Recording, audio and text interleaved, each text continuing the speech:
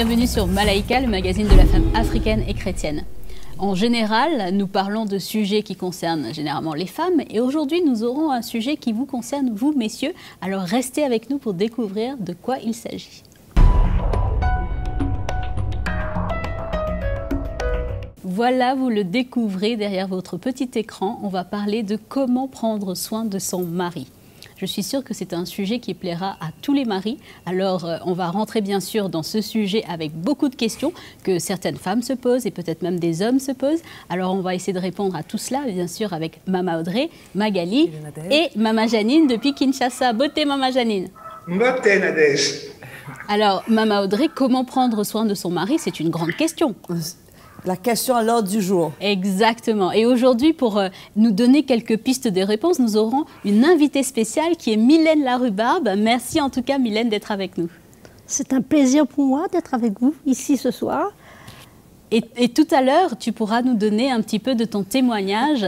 Comment tu prends soin de ton mari? Ok. Il faudrait peut-être vérifier avec son mari si elle prend vraiment bien soin de lui. Voilà, exactement, exactement. On fera un tour d'horizon des maris un petit peu plus tard. Donc voilà, on parlait de comment prendre soin de son mari. Et sans plus tarder, pour rentrer dans le vif du sujet, nous allons passer à la rubrique de Mag. Voilà Magali, alors qu'est-ce que tu nous as concocté aujourd'hui? Alors écoute Nadège, moi j'ai jugé bon de commencer cette rubrique par quand même quelques rappels sur la condition féminine en Afrique. Parce que avant de parler de prendre soin de son mari, il faut savoir quand même que la femme africaine, elle lutte, c'est pas facile pour elle. Il faut comprendre aussi le contexte dans lequel elle évolue avant, tu vois, les petits oiseaux et tout ça à la maison. Hein. Alors c'est vrai que la femme africaine, elle est longtemps considérée dans certaines coutumes africaines comme très inférieure à l'homme et devant se soumettre à lui en toutes circonstances. C'est elle qui doit s'occuper de tout et absolument tout. En Afrique, c'est très probant qu'elle soit femme au foyer ou qu'elle travaille. Maman Audrey, on sait très bien que la charge mentale sur la femme africaine est énorme et n'oublions pas que c'est elle qui s'occupe du foyer, qui fait à manger, qui va vendre au marché, qui fait les repas. Donc elle fait énormément de choses déjà, Nadège. Oui. Alors même si la femme africaine moderne, si vous voulez, la société quand même a évolué et qu'elle essaie quand même de s'émanciper de ce genre de principe, dans les lectures que j'ai pu faire, on voit quand même qu'elle occupe toujours les fonctions d'épouse soumise, de mère et surtout de maîtresse d'intérieur, c'est elle qui est la maîtresse du foyer. Alors, pour s'occuper bien de son mari, souvent, en plus, le tout, il n'y a pas de modèle individualiste parce qu'on sait très bien que le couple est soumis à tout ce qui est famille élargie. Donc, il y a énormément d'ingérence, même pour le soin du mari. La belle-mère africaine, sans faire de généralité, évidemment, elle est quand même bien connue pour son ingérence, la famille aussi. Et donc, on va dire à la bru, à la femme mariée, ben, tu devrais faire ça, fais ci pour lui, pour prendre soin de lui. Lui, mon fils, lui, il aime bien manger ça. Il aime le foufou. Voilà, exactement. Fais-lui des plats comme ça. Donc, du coup, voilà, tout à fait. Donc la belle-mère, toute la famille vient un petit peu mettre sa sauce un petit peu dans tout ça. Et du coup, la femme, elle ne sait plus trop quoi faire dans cette relation. Alors, elle va prendre soin de comment? Eh bien, par ses dons de cuisinière. Parce que voilà, si elle sait bien cuisiner, plus elle sait bien faire à manger, plus elle va être valorisée. En étant une bonne femme d'intérieur, c'est ce que j'ai vu dans les recherches que j'ai pu faire. Celle qui est plus aisée va prendre soin de son mari en s'habillant bien, en faisant bien attention à elle, en étant bien apprêtée avec des beaux vêtements, des belles coiffures, un petit peu tous les artifices que l'on connaît. Et ensuite, eh bien, par exemple, une personne qui n'est pas chrétienne, ce qu'elle va se poser la question, c'est pas comment prendre soin de son mari, mais c'est comment le garder surtout. Parce que c'est vrai qu'à la maison, le mari va apprécier les bons repas, etc., que la maison soit propre et que les enfants soient bien éduqués, etc. Mais c'est surtout qu'on sait très bien que les hommes, c'est pas... Voilà, on va pas dire des clichés, mais qui sont quand même assez volages. Donc, comment le garder? Alors, la chrétienne, elle va continuer à prier, elle va faire de sa maison un foyer de prière pour pouvoir garder son mari. Et puis, celle qui ne connaît pas le Seigneur, elle va faire appel à tout ce qui est marabout, féticheur, pour pouvoir le garder. Donc, voilà un petit peu ce que j'ai pu lire sur le sujet, Nadège. Rien de très extraordinaire, mais ça montre quand même que je voulais montrer vraiment que la femme africaine, c'est sûr qu'elle est dans un contexte qui n'est pas comme en Europe où on peut prendre soin de son mari de mille et une façons. Bien sûr. Voilà. Et c'est vrai qu'elle a déjà pas mal de choses à gérer. Elle a déjà pas mal de choses à faire. C'est ce que j'ai voulu souligner dans cette rubrique. Tout à fait. Alors, Mama Janine, est-ce qu'à Kinshasa, l'amour du mari passe par son ventre? Oui, alors Nadège, voici quelques secrets des femmes congolaises pour prendre soin de leur mari, des femmes congolaises bien sûr chrétiennes. Donc, un des arguments qui revient le plus souvent, c'est ne pas poser trop de questions quand il rentre tard. Là, c'est vraiment quelque chose de très, très important. Ensuite, c'est bien entendu prendre soin de son ventre, c'est-à-dire lui faire des bons petits plats qu'il aime, et qu'il puisse manger très chaud. Quand il rentre même tard le soir, lui réchauffer ses petits plats, prendre soin de la maison, entretenir son corps aussi en tant que femme. La femme, comme disait Magali tout à l'heure, doit être pimpante, soignée, et lui faire des compliments aussi, s'intéresser aussi à ses centres d'intérêt, prier aussi pour lui. Et un dernier petit conseil qui est revenu assez souvent, Maman Audrey, c'est garder toujours ce petit côté tigresse, parce que le mari ne doit jamais penser que tout est acquis d'avance. Oh. Mais pour en revenir à des choses un peu plus concrètes, Nadège, la question de l'éducation revient souvent quand on parle avec ces femmes. Une sœur me disait par exemple, elle a vécu dans une maison qui a toujours été très bien entretenue par sa maman. Les repas étaient cuits à l'heure, mais elle n'a jamais vu sa maman prendre soin de son mari. Et aujourd'hui, dans son mariage, elle s'occupe de sa maison, mais elle ne fait pas attention au repassage. C'est son mari qui repasse ses affaires. C'est le mari souvent qui fait à manger. Une autre sœur me disait, elle, au contraire, elle a vu une maman prendre soin de son papa. Et aujourd'hui, dans son mariage, elle prend soin de son mari dans les moindres détails. Et là, on voit que le côté de l'éducation joue aussi quelque part un rôle assez important. Incroyable. Ok, on va voir si il faut repasser ses chemises tous les matins ou faire son petit déjeuner. Alors, Magali serait partante. Est-ce que je sais même repasser? Oui, c'est ça la question. Donc justement, Maman Audrey, est-ce que la Bible mentionne comment une femme doit prendre soin de son mari? La Bible ne mentionne pas vraiment comment elle doit prendre soin de son mari, mais la Bible mentionne surtout son rôle. Comment elle est une aide semblable à lui. Comment elle doit le soutenir. C'est un soutien pour lui dans le service du Seigneur. La Bible aussi mentionne ce qu'elle ne doit pas être. Comme la Bible parle d'une femme qui est querelleuse.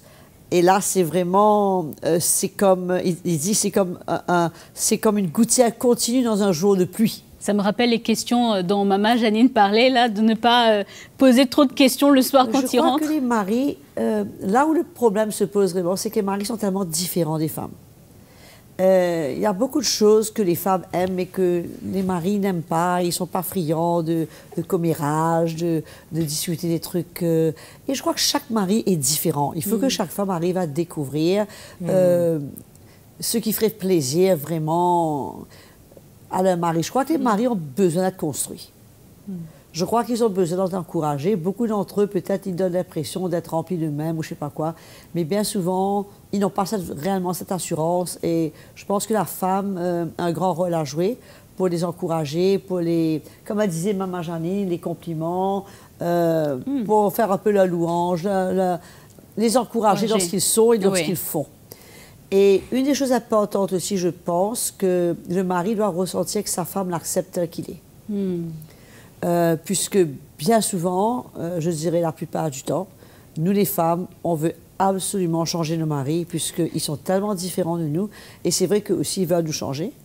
Mais la clé, je pense, une base pour une femme, pour un couple tranquille et un peu une maison paisible, c'est qu'elle s'adapte et qu'elle accepte son mari tel qu'il est. Et les maris ne parlent pas beaucoup, les maris sont tellement différents que je suis d'accord avec Maman Janine, il ne faut pas leur poser trop beaucoup de questions. C'est pas tellement la chose qu'ils aiment faire. C'est pour ça qu'on ne peut pas mettre des lois de communication. Chaque personne est tellement différente. Il faut que chaque femme sache découvrir le petit côté personnel de son mari et qu'elle veille là-dessus, puisque je crois qu'elle a un rôle important. Bien sûr. Pour qu'il se sente apprécié, aimé et qu'il puisse être épanoui dans ce qu'il fait. Justement, on va voir avec notre invitée, donc Mylène, comment elle a craqué le code de son époux. Alors, juste pour rappel, donc, Mylène, tu es donc l'épouse d'un serviteur de Dieu. Vous êtes mariée depuis combien d'années? Je suis mariée depuis c'est même 1996, ça fait 24 ans. 24 ans, 24 ans. 24 ans. Incroyable, le temps passe vite. Et donc, Très vite. 2 enfants? 2 enfants, un fils et une fille. Un garçon de 21 ans, une fille de 19 ans. Incroyable. Oui. Et donc, est-ce que pour toi, prendre soin de ton mari, c'était une éducation que tu avais reçue? C'était quelque chose de naturel ou c'est quelque chose que tu as eu à apprendre? Ben, j'ai dû apprendre parce que chez mes parents, mon papa travaillait, ma maman, elle s'occupait de la maison, mais il n'y avait pas ce côté où elle était affectionnée à mon papa. Je ne voyais pas tout ça, je voyais qu'on mange, qu'on boit, et c'était tout, quoi. Oui. Mais il n'y avait pas ce côté d'affection, ça me manquait. Je dis, jamais j'entendais ma maman dire à mon papa je t'aime ou bien mon chéri. Il n'y avait pas de tout ça. Et mais nous, quand même, on grandissait et ça manquait quelque chose dans la famille. Ça manquait, je dis, c'est pas seulement un couple, c'est pas seulement papa va travailler, il emmène des sous et maman, elle dirige la maison. Et nous, on doit être tout le temps obéissants, on doit faire tout ce que maman demande. Et c'était même pas papa qui nous parlait dans la maison, il n'avait même pas l'autorité, mon papa, et c'était ma maman qui dirigeait toutes choses. Et justement, comment tu es arrivée après à, donc, si j'accélère par rapport à l'histoire, comment tu es arrivée ensuite à, donc tu t'es mariée et après tu as découvert donc la vie de couple toi-même. Du coup, comment tu as fait? Ben, c'était à l'âge de 19 ans que j'ai connu le Seigneur et ça a été tout un changement dans ma vie. Et j'ai pu vivre vraiment une vraie vie. Et je dis, ben, si un jour, quand je voyais les différents couples qui étaient dans les églises, je dis, ben, j'aimerais avoir un foyer comme cela. Mais je ne sais pas quand j'allais me marier. Bien sûr. Mais j'avais devant moi des modèles. Et donc, qu'est-ce que tu voyais dans ces modèles? Ben, je voyais que la femme aimait son mari et vice-versa, mais il y avait une unité entre eux, il y avait quelque chose de dynamique. Il y avait, il y avait pas, comment vous dire ça, il n'y avait pas quelque chose qui... Mais il y avait une entente, il y avait une paix, une joie qu'il y avait dans ce couple. Une complicité. Dans leur couple, une complicité. Et je me suis dit, j'aimerais avoir... si un jour je me marie, j'aimerais avoir un couple comme cela. Mais sans pour autant penser qu'un jour, je vais me marier. Maintenant, on arrive maintenant dans ta famille, avec ton mari, tes enfants. Concrètement, comment tu prends soin de ton époux? Pour celles qui nous regardent, qui n'ont aucune idée, elles ne te connaissent pas, elles ne connaissent pas ton époux, comment est-ce qu'on peut leur présenter le soin que tu apportes à ton mari? Le soin de mon mari, tout d'abord, de l'aimer tel qu'il est. Parce que souvent, c'est vrai, dans un couple, on a tendance à voir les faiblesses, les manquements. Et comme la sœur Audrey disait tout à l'heure, on veut changer notre mari. Mais moi, ça n'a pas été ça chez moi, parce que avec ce que j'ai reçu, avec l'évangile que j'ai entendu, et ça a changé ma vie. Et j'ai eu cette attitude-là dans mon cœur. Et pour prendre soin de Fabien, c'était pas une lutte pour moi, c'était pas une obligation pour moi, c'était normal, c'était une joie, c'était une attitude dans mon cœur de prendre soin de lui. C'est parce que quand je suis rentrée dans mon mariage, j'avais reçu, c'était une préparation, j'avais reçu ce qu'il fallait pour pouvoir rentrer dans mon mariage, pour vivre cela. Et c'était vraiment... C'était pas une lutte pour moi. C'était pas une lutte, c'était une joie de pouvoir prendre soin de Fabien. Et ça me rappelle un peu ce que Maman Janine disait, comment l'éducation, ou en tout cas ce processus de transmission de par les responsables autour de nous, que ce soit dans les églises ou dans les familles ou dans nos propres familles, les modèles sont importants finalement, Maman Audrey. Oui, c'est très très important, surtout pour les jeunes couples, pour les jeunes, de voir comment surtout les serviteurs de Dieu avec leurs femmes, comment ils vivent. Mais malheureusement, dans beaucoup d'églises aujourd'hui, les serviteurs de Dieu et leurs femmes, c'est plutôt du théâtre. C'est pas la réalité, c'est pas ce qu'ils vivent dans la maison, c'est un peu un jeu. Moi, c'était comme ça avec mon mari quand on a commencé. On ne connaissait pas l'évangile encore qu'on connaît aujourd'hui. On se bagarrait à la maison, on arrivait à l'église, on était les plus amoureux, on rentrait dans la voiture, on recommençait la bagarre jusqu'à la maison. Et c'était très hypocrite. Mais je crois que, comme Mylène disait, chaque mari est complètement différent. Maman Janine, qui c'est qui disait qu'il repassait le linge? C'était le témoignage. Le témoignage, exactement. Je connais un frère dans l'église, un pasteur du reste. Il adore repasser. Tu le connais, Magali? Oui. Il aime beaucoup repasser. Et quand on va en mission, par exemple, il est avec nous, il insiste pour repasser les chemises de Mickey et préparer. Il adore. Donc, c'est pour ça qu'on ne peut pas venir mettre des lois. Mickey aime bien faire la vaisselle. Les dimanches après-midi, s'il y a des tasses qui sont restées là, Mickey va directement, il aime bien faire la vaisselle. Donc on ne peut pas dire, ça c'est la femme qui fait, ça c'est l'homme qui fait. Non, je crois que chacun est différent et on doit tous s'adapter à nos maris, arriver à découvrir le petit faible, ce qui leur fait plaisir, ce qui les embarrasse. Je crois qu'ils sont très honorés, ils peuvent être honorés par leur femme, comme ils peuvent être embarrassés par leur femme. Je crois que, comme disait Maman Janine, une femme qui se comporte bien, qui est bien tenue,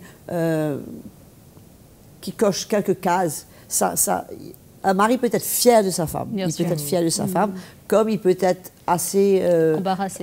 embarrassé. Donc, il n'y a pas de secret, il n'y a pas de recette. Je crois que c'est un cœur, c'est une attitude que les femmes doivent développer. Magali disait, il faut garder le mari.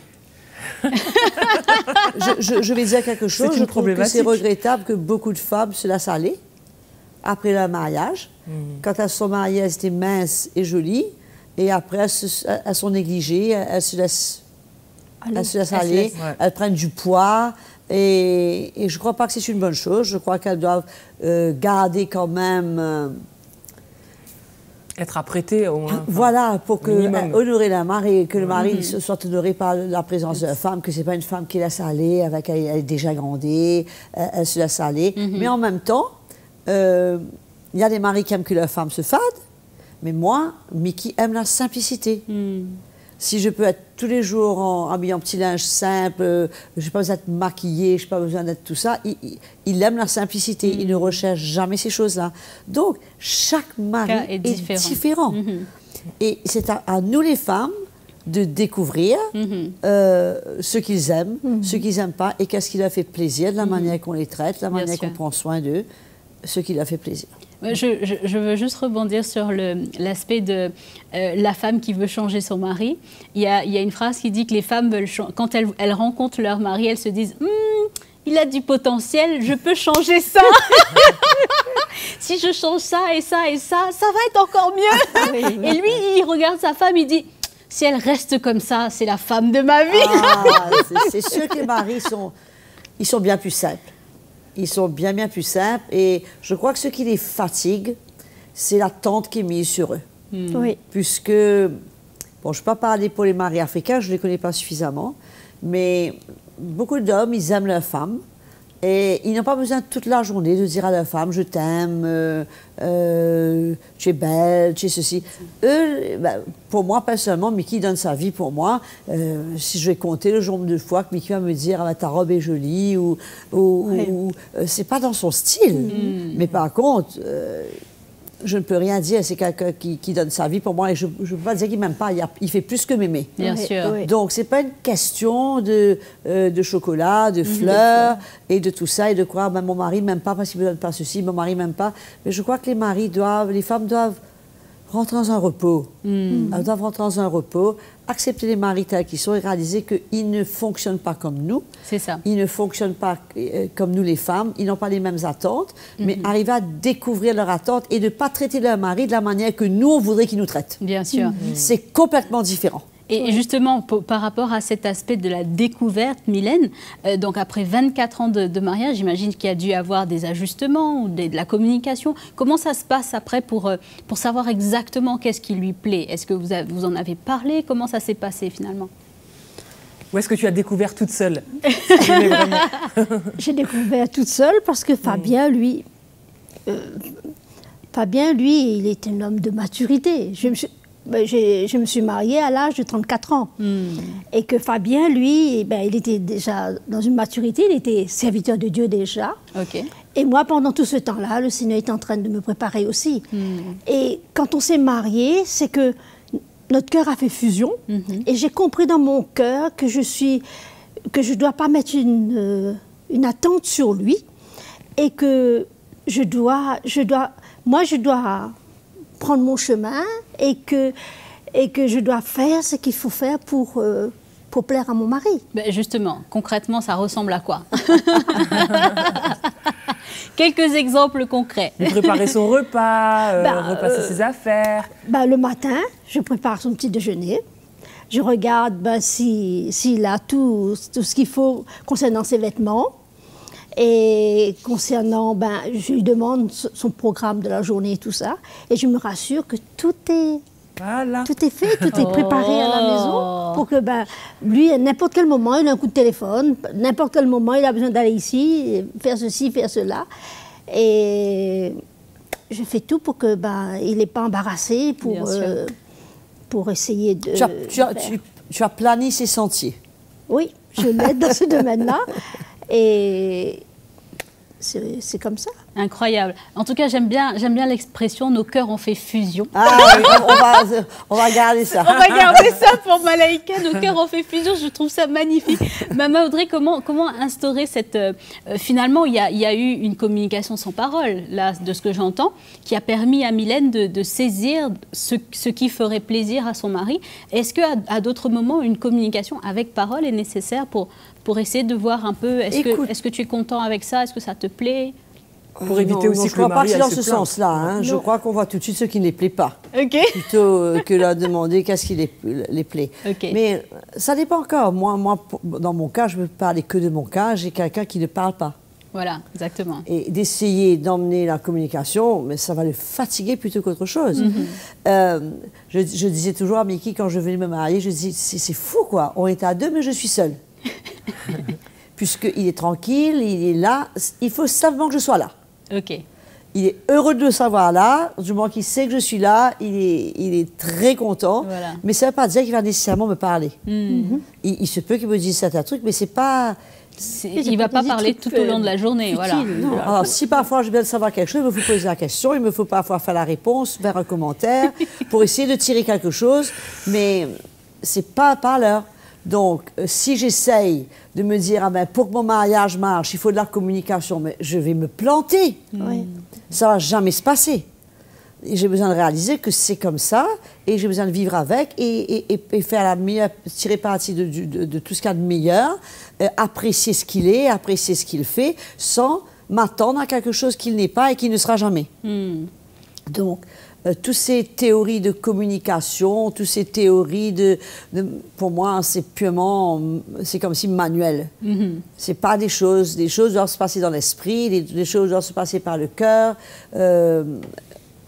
un désir de découvrir, un désir d'aider, un désir de soutenir, mais on est loin d'être parfait. Bien sûr. On est loin de rencontrer tous leurs besoins, je suis sûre, de même qu'ils sont loin de rencontrer tous nos besoins, mais écoute, on sait qu'on n'a pas affaire à des gens parfaits, on a affaire à des gens imparfaits, qui sont là où ils sont dans le Seigneur, ils sont là où ils sont dans la marche avec le Seigneur, mais on remercie le Seigneur pour toutes les choses que nous avons, pour tout ce qu'ils sont pour nous.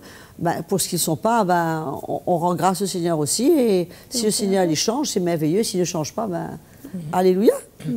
Maman Janine veut réagir avant qu'on continue. Oui, Maman Janine ne tient plus, je vois. Oui, ce que je voulais dire, c'est par rapport au retour de certains frères que j'ai pu avoir et qui disaient qu'ils étaient très tristes, en fait, parce que quand ils font les courses, et qui reviennent avec plein de courses à la maison, souvent, les épouses vont leur dire « Ah, mais t'as pas pris la bonne marque de yaourt. Ah, t'as pas pris les carottes, elles sont pas... » Donc, c'est terrible pour eux parce qu'ils voient toujours ce qui ne va pas. Et alors que tout ce qui va bien, ça passe sous silence. Et ça, c'est quelque chose qui revient beaucoup. Et une deuxième remarque que je voulais faire, Nadège, c'est par rapport au fait que les hommes à qui j'ai pu parler me disent qu'ils ont du mal à se confier à leurs femmes. Et bien souvent, c'est parce que lorsqu'ils ont des problèmes ou des situations, leurs femmes vont paniquer, vont s'inquiéter, vont leur reprocher. Et souvent, on rencontre cette difficulté des hommes de se confier aux femmes. Et un frère me disait, mais ça sert à rien si elle n'est pas là pour m'encourager, mais au contraire pour me montrer que j'ai pas fait les bons choix et je t'avais prévenu, etc., etc. Et souvent, ils en souffrent du fait qu'ils sont jugés dans leur mauvais choix finalement par leur femme et pas encouragés. Donc on revient encore à cette question de l'acceptation et l'appréciation de la personne finalement. Exactement, exactement. Et parfois, ils peuvent être maladroits, les hommes. Oui. Il faut faire de la place pour... Ils veulent par exemple, peut-être qu'ils veulent penser nous faire plaisir, ils mettent un pied dans le plat, quoi. Oui. Ça te dit quelque chose, Mylène? Toi, tu ne dis rien, Margaret. Et c'est pas la peine de réagir, puisque si, mettons, pour ton anniversaire, te porte quelque chose que tu n'aimes pas du tout, ben... On apprécie le geste. On apprécie le geste, on apprécie leur cœur. Mais je crois qu'il faut simplifier les choses, il ne faut pas être trop compliqué, s'attendre à ce que nos maris soient comme dans les films qu'on voit. Je crois que c'est un gros problème. Hein? Oui, oui, tout à fait. Oui. Je crois que c'est un gros problème. Les femmes qui passent, viens regarder les soap stories, là, les petits épisodes. Bien Oui. sûr. Bien sûr. Donc voilà, Mama Audrey, il y a eu beaucoup de choses qui ont été dites, mais en conclusion, pour le mot de la fin, est-ce qu'on peut avoir quelques petits conseils pratiques à donner à ces sœurs qui nous regardent, qui vont peut-être se marier ou qui sont mariées? Moi, je ne voudrais pas donner des conseils pratiques vraiment, mais je crois qu'il faut vraiment mettre le point sur l'essentiel. Le mariage n'est pas une mince affaire. C'est pas évident. D'avoir cette fusion de cœur. Et sans une œuvre du Seigneur, il y a une croix à prendre. Puisqu'on est obligé de mourir. Pour ces deux viennent un, on est tellement différents. Si on veut éviter des conflits, on veut éviter des problèmes, il y a une mort.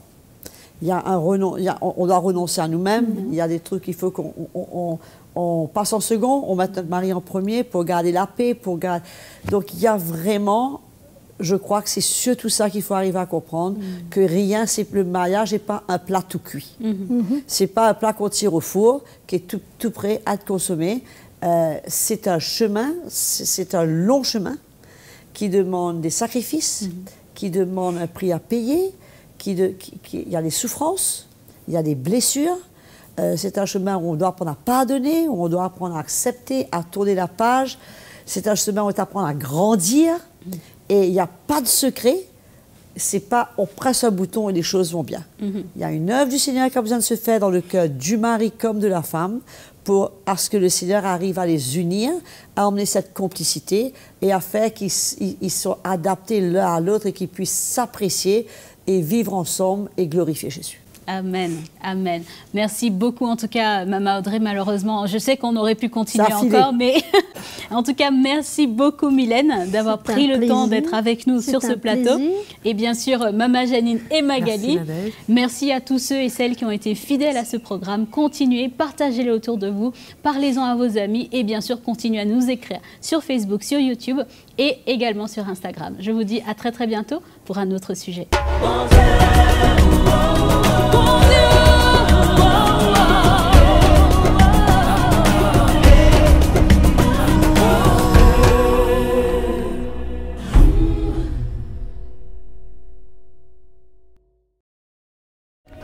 Salut à tous, merci en tout cas d'être là. Si vous avez été encouragé par cette vidéo, si vous avez été édifié par le programme Malaika, c'est très simple, APA.